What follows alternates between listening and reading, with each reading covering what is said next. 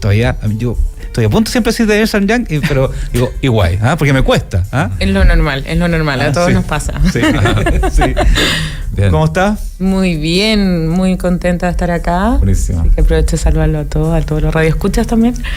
Oye, vamos a hablar, principalmente de lo que fue la COP16, que terminó el sábado.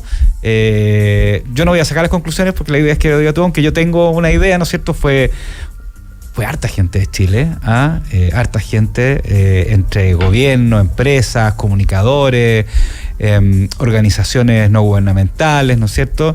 Esta COP que es diferente a la conferencia de las partes, que es la clásica, ¿no es cierto? Que este año es la 29 en Bakú. Bien, que es la capital de Azerbaiyán. Bien. Aquí estamos en clase de geografía también. Sí, de Azerbaiyán. Esta es la COP de alguna forma que tiene que ver con todo lo que es el tema más medioambiental, más se me olvidó la palabra, biodiversidad, gracias, no me salía, y se hace cada 2 años, ¿no es cierto? Fue en Cali, Colombia, la tierra de la salsa, ¿ya? Pero hablemos un poco de cuáles, en tu opinión, fueron los principales logros de esta COP16 para enfrentar el cambio climático y cuál es el contexto de Chile dentro de eso también. Sí, excelente introducción. Lo primero es entender que estas 3 COP, o sea, estas conferencias de las partes, porque la de Cali también es una COP. Sí, también, claro. Están interconectadas y en el fondo lo que buscan es poder hacer frente en conjunto a esta triple crisis planetaria, que es de calentamiento global, contaminación y desertificación, que va relacionado obviamente con la pérdida de biodiversidad y la acción climática. En esa línea, la COP16 habían altas expectativas. De hecho, fueron más de 170 delegaciones a nivel mundial. De Chile hubo una presencia de más de 100 delegados. ¿Más de 100 delegados? Exacto. Por lo que en el fondo te muestra, ¿no? Sí, la apuesta de nuestro país en materia de diversidad biológica. Y no solo porque estemos marcando pautas, sino porque realmente hay un compromiso de Estado con esto. Perdona, por ejemplo, comparado con Uruguay, con países más o menos... Bueno, Uruguay es bastante más chico, pero éramos mucho más personas. Sí, había una presencia importante de Chile. Qué bien. Sí, sumado a que nuestra ministra de Medio Ambiente hizo de champion, que es un rol que generalmente se le otorga a alguien del sector privado, ¿no? Para motivar y, en el fondo, movilizar. Bueno, como todas las COP, te diría, y en esta en particular, todo hay de dulce y a gras, ¿no? Vamos con los grandes ganadores. Yo diría que esta COP en particular tuvo el foco en paz con la naturaleza, pero en relevar obviamente los saberes ancestrales, las comunidades indígenas, las comunidades locales y también los afrodescendientes. Y eso se vio altamente relevado a través de la creación de un órgano subsidiario que tiene en el fondo el rol de asesorar en la CDB, a la Comisión de Diversidad Biológica, en las maneras en cómo se va a proteger, cómo se está haciendo, monitorear, cómo se va a implementar, integrando obviamente todos sus saberes, innovaciones y la manera en que ellos también lo han hecho usualmente, este contacto y este trabajo armónico con la naturaleza. Entonces te diría que ese ha sido el gran ganador. Eso también da espacio para financiamiento de ciertas iniciativas, ¿ya? Recordemos que, y ahí yo me conecto con lo del precio, y sabemos que el precio, que la parte económica no se puede obviar en la sostenibilidad, ¿ya? Es el gran incentivo y es el gran movilizador. Y para que las cosas pasen hay que tener fondos. Entonces, eso también abre un espacio para la interconexión de un grupo que no había sido tan relevado y que tiene un rol muy importante en la protección, la conservación y la regeneración de la biodiversidad, ¿ya? Ese yo te diría que son los grandes ganadores, ¿ya? Hay otro tema también respecto a los océanos, que se estuvo negociando durante 8 años y que por fin ya va a haber en el fondo una protección de los océanos y de todas las áreas de conservación marina. Para Chile eso es un hito importante. O sea, recordemos que tenemos una larga costa, si no la más grande del mundo, y tenemos áreas de conservación. Y tenemos nosotros una legislación que justamente protege la diversidad marina, biológica marina. Exacto, realmente marcamos pauta en cuanto a la protección marina, y esto era fue impulsado obviamente también desde Chile, potenciado. Yo creo que es un gran hito para celebrar. Si bien no aparece tanto en la prensa, yo creo que va a ser va a ser importante. Y lo otro, que volvemos al tema de de la genética. La convención no solo regula los ecosistemas, sino que también aspectos como las secuencias genéticas, la biotecnología, a través de distintos protocolos. Y acá hubo algo interesante, que es la creación de un fondo de Cali. El Fondo Cali, en honor a, obviamente, la COP, lo que viene es a generar un fondo multilateral y de ingresos privados también respecto al uso de estos componentes genéticos. Es decir, si yo estudio una planta o un animal y desde eso extraigo, por ejemplo, un componente o identifico un componente que puede ser, qué sé yo, antienvejecimiento, antioxidante, o que te va a permitir sobrevivir a temperaturas extremas, eso finalmente, eso es un servicio que nos entrega la naturaleza. Y ahí se viene, obviamente, relacionado con el capital natural. Y eso tiene que ser retribuido, no solo a la comunidad local, sino que a nivel general, para lograr que este fondo sea distribuido equitativamente en distintas iniciativas de conservación y protección. Eso en la práctica no va a ser tan fácil, digamos. ¿Cómo se haría en la práctica eso? Pero es una declaración primero. Existe, ya. Se creó, ¿ya? Eso ahora, es importante decir que para lograr en el fondo, las 23 metas del protocolo Kunming-Montreal, que fue el que se creó en la anterior COP. Anterior, sí. Sí, se necesitan alrededor de $700 mil millones. Ya. Entonces, claro, este es un primer indicio, pero ahora vamos a los perdedores, o más bien lo que quedó pendiente, que fue eso. ¿Cómo realmente vamos a crear un fondo multilateral que nos permita realmente generar acciones directas o indirectas para la protección, conservación claro, y justamente, justamente esa creación de un fondo, ¿no es cierto?, que era uno de los compromisos del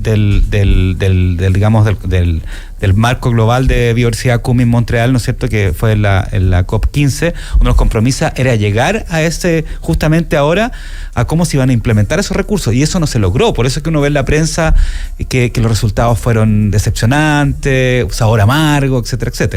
Exacto, esa es la gracia. Porque en el fondo en esta COP había muchas fichas puestas en lograr, en el fondo ya tenemos el protocolo, ahora hay que imponer, o sea, generar el reglamento y la manera en cómo se va a realizar esto de la manera más equitativa sin dejar a nadie atrás, que ese también es otro precepto. Pero no se logró, y no se logró también porque se vio que después de, 12 horas de negociaciones se empezó a perder quórum en la negociación misma. O sea, se aprobó lo del órgano subsidiario y luego se empezó a perder quórum y la gente se empezó a ir. Y no se logró negociar, no se logró llegar a un acuerdo respecto a un tema tan delicado como el financiamiento. ¿Ya? Y otro tema importante, que también fue bastante agraz, son las estrategias y planes de acción nacional para llegar en el fondo a estas metas de biodiversidad. Es un poco como las NDC en el marco climático, global, claro. Sí, cómo contribuye cada país desde su capacidad para llegar a estas metas.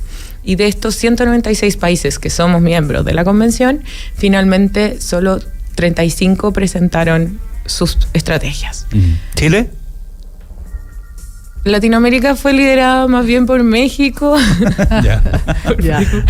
Pero no quiere decir que no haya compromiso. Lo que pasa es que esto, tal vez, las estrategias demoran en realizarse. Por lo tanto, no es llegar y prepararse para la COP16 reactivamente. Es un trabajo de largo plazo que integra distintos actores, grupos de interés. Hay mucha consulta que se tiene que realizar porque finalmente, y interconectar con otras agendas, con las mismas NDC. Así que te diría que ese quedó también como un tema pendiente. Cómo vamos a monitorear, cómo vamos a reportar, porque finalmente la pérdida de biodiversidad es algo que se tiene que estar midiendo, se tiene que estar comunicando, si no tenemos cómo gestionarlo. Yo tengo una pregunta, Catalina, sí. y a todos en realidad, ustedes que están mucho más metidos que yo en este mundo, y lo digo como algo muy bueno, por supuesto. ¿Por qué cuesta tanto en el mundo de la sostenibilidad como implementar acuerdos? ¿Será porque todavía hay mucha resistencia? Hay gente incluso hay gente, hemos visto famosos, que han negado incluso temas como el cambio climático, que para muchos es como obvio. ¿Será porque todavía hay mucha resistencia? Yo creo que hay distintos factores, como en todo. Lo primero, a nivel de las personas puede haber desconocimiento, cada vez menos, porque sabemos que los consumidores, los hábitos, está todo cambiando. De entender que la sostenibilidad no es ser hippie ni dejar de producir o dejar de desarrollarse, es al contrario, es combinar esta mirada de creemos valor económico, pero con esto impactemos positivamente a las personas y al entorno. Por lo tanto, es el mejor negocio. pero todavía no se entiende de esa manera. ¿Por qué? Porque también es costoso. Y yo quiero transformar la palabra costo en inversión. Y el problema es que es difícil hacer inversiones cuando tú probablemente no vamos a ser la generación que va a vivir los efectos más dramáticos del cambio climático. Entonces, ¿cómo vas a negociar por algo tan exigente que puede, no sé, generar austeridad en una sociedad hoy en día, cuando al final a ti no te va a afectar tanto? O sea, los 4 grados serán mis bisnietos. Pero es un poco egoísta, ¿no? Absolutamente, pero también te habla de que podemos haber fallado en cómo realmente integramos esto en nuestro día a día, cómo cambiamos los paradigmas, porque el paradigma lineal económico de producir, consumir y desechar está en nuestros hábitos. Entonces ahora es un poco revolucionario, pero creo que una buena manera, y Chile ha marcado pauta en eso, es a través de las regulaciones. Claro. Porque estás obligado. El dolor finalmente viene desde lo económico. Y ahora yo creo que a tu pregunta, Felipe, yo creo que cuesta mucho, y lo digo también a nivel empresarial, ¿no? Y también público, pero cuando la sostenibilidad tiene que ver con esa mirada de largo plazo, no es la mirada cortoplacista, ¿no? Entonces, claro, evidentemente una nación, un país, cuando hay como apremio por lo económico, evidentemente esa es la prioridad. Entonces cuesta mucho. Y sobre todo en tema ambiental, siempre hay una mirada como que eso va a pasar en mucho más. Entonces tengo un montón de necesidades higiénicas urgentes que resolver hoy.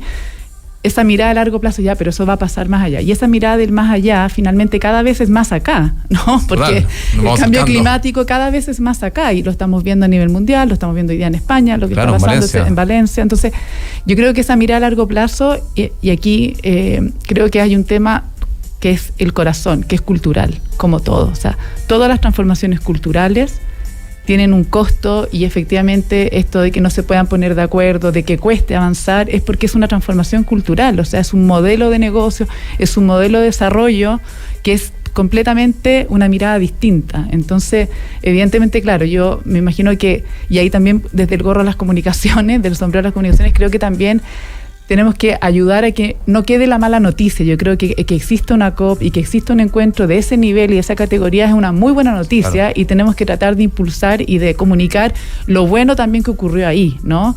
Considerando además que hoy día hay elecciones en Estados Unidos y sabemos que uno de los candidatos no es muy partidario. O sea, es negacionista, definitivamente. Total, entonces, a alguien le puede gustar o no Trump, pero es un negacionista del cambio climático. Totalmente. Entonces, considerando que también hay muchas veces una oposición desde el punto de vista de la opinión, que es súper legítima, probablemente a uno le puede gustar o no, pero también yo creo que hay que tratar de impulsar y promover que estos son grandes avances, a pesar de que no se avance lo que uno quisiera, digamos. Catalina, ¿cuál de alguna forma es el pie o digamos la continuidad o el efecto, la influencia de esta COP16 hacia ya la COP29 que está a la vuelta de la esquina, ¿no es cierto? Sí. Que yo he conversado con varios círculos ambientales y del Green Set, que le digo yo, hay un Green Set en Chile, y no hay mucho entusiasmo, se está esperando más la otra COP, digamos, y además incluso sé de mucha gente que no va a ir a esta COP por temas de seguridad, entonces como que está débil esta COP29 que viene, pero ¿cómo se juntan o se conectan la COP16 con la COP29 que es más global y que va a ser en Azerbaiyán? O sea, todas las COP están conectadas, lo que pasa es que unas han avanzado con más fuerza en agenda que otra. ¿O qué cosa prepara a lo mejor para la COP29 y la COP16? ¿Me explico? Sí. No, es que yo creo que tocaste un buen punto, porque si bien todas vienen de la cumbre de Río, de 1992, hay 3 en el fondo convenciones que entre sí debieran estar más interconectadas las agendas, pero no necesariamente lo están. Y yo creo que eso es lo que apeló también a esta COP16, de cómo vamos a interconectar estas agendas y realmente promover sistemas de monitoreo, sistemas de financiamiento que sean tanto de mitigación y adaptación, y que en esa mitigación y adaptación se integre la diversidad biológica como un elemento clave, desde, insisto, el capital natural a cuáles son las soluciones basadas en la naturaleza, por ejemplo, para adaptación a desastres. Y eso es, yo creo, lo que se va a conversar fuertemente también. Obviamente todo lo relacionado con el fondo de daños y pérdidas, que estuvo muy presente en la COP anterior, pero la falta de financiamiento o cómo se va a regular ese financiamiento va a requerir mayor negociación. Y por supuesto también lo que está ocurriendo con las NDC, porque no es muy auspicioso tampoco. No se están cumpliendo. Y no quiero darlo en una nota de alerta, sino que más bien es movilicémonos, que es un imperativo movilizarnos a realmente tener un rol. Y ahora que tú mencionaste lo de las elecciones, o sea, no solo Estados Unidos, sino que más del 50% de la demanda global de energía del mundo está en elecciones este año. Eso marca cómo se van a realizar las agendas climáticas de aquí a los próximos 10 años. Y eso efectivamente que es importante ahora. Y nosotros, como ciudadanos, tenemos el poder de votar a conciencia.